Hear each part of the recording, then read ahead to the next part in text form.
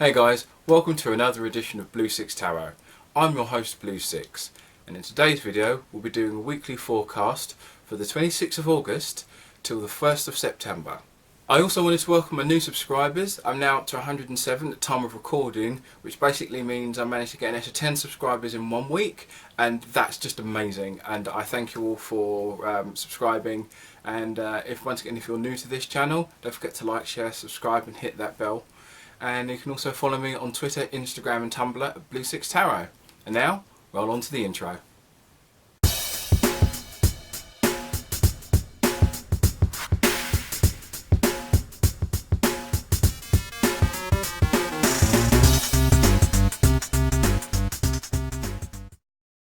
So for this week's reading, I'll be using the Medieval Tarot by Sicx.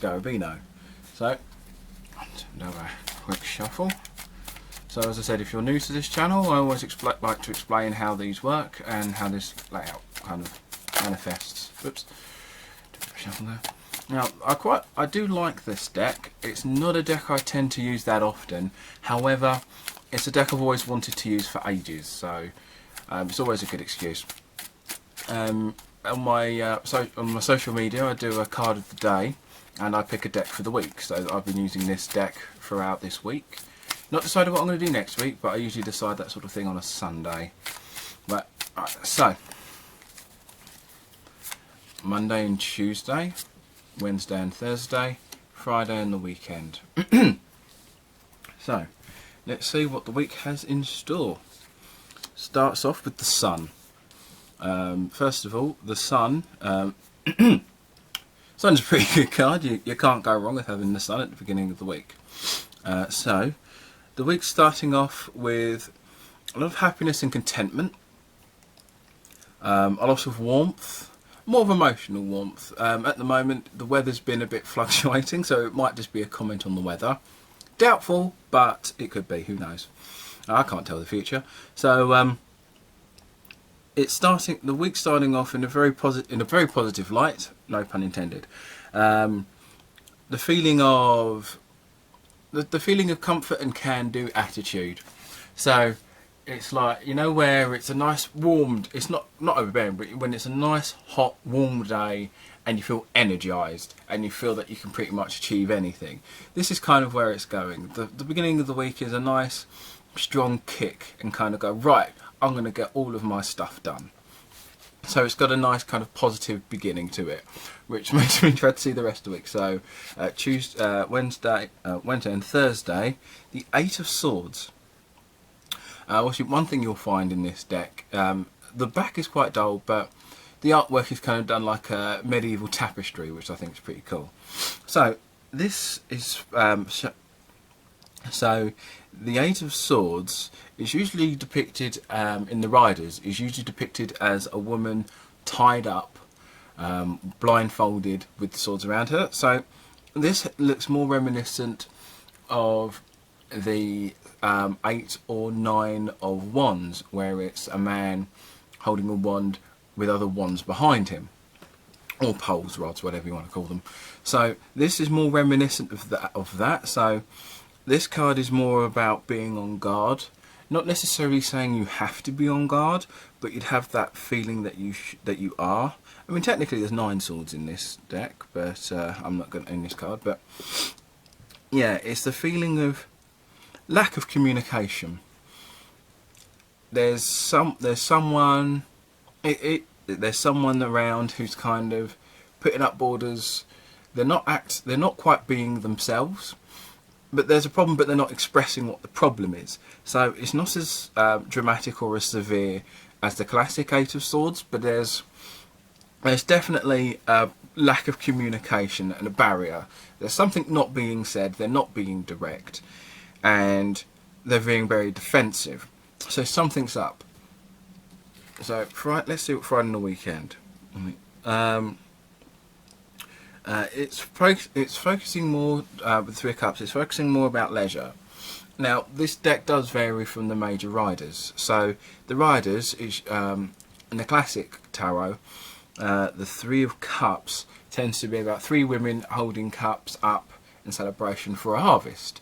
So it's usually depicted as like either a celebration or a get-together or an embrace of femininity. I don't know if I pronounced that correctly, but this one has a very kind of different look to it, as does the 8. So this one is about taking time out, being with the still being with the people who make you happy, and kind of fulfill that certain social need we all have. But this one's more about spending time with those very close to you, those of who you'd be comfortable around massaging your leg. So it's not necessarily about taking time out for yourself and being self-indulgent, but it's more about being with the people or family, being with the people who are very, who allow you to indulge or who kind of add to your indulgence. So it's just being around the right people for your mood, because you can have a best friend for life, but sometimes you're not in the mood for them, you're in the mood for the people who are more, you can be a bit more crazy around. You can be really close to some people who might not necessarily like to go out drinking or clubbing. So this is more of I'm going to go with my friends who kind of embrace my vices. Now, not necessarily in a debilitating sort of way, but more of I'm in the mood for this sort of event, but the people I mostly spend time with don't do that, so I'm going to go with those. I'm going to go with those who kind of indulge more.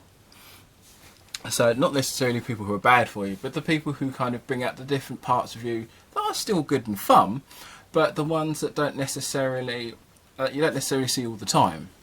So overall, the beginning of the week is very positive, a lot of get up and go, as we like to say around here.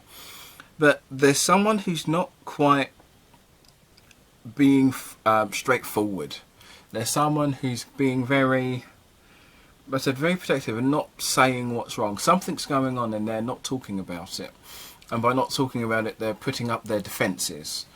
So maybe if you find this person, if you know who this person is, maybe spend time with them, but put them in a place where they love, where they can relax and be more themselves, and then maybe they will actually let this out. Maybe they will be in more of a comfortable place where they know they can be more of themselves, and just go out with them and allow them to let their hair down. And in that way they can kind of release whatever it is they've got pent up inside, because something's kind of going on here. And probably the best way to sort this out is to just go with them somewhere where they like to go. So it's not necessarily about you, it's about them.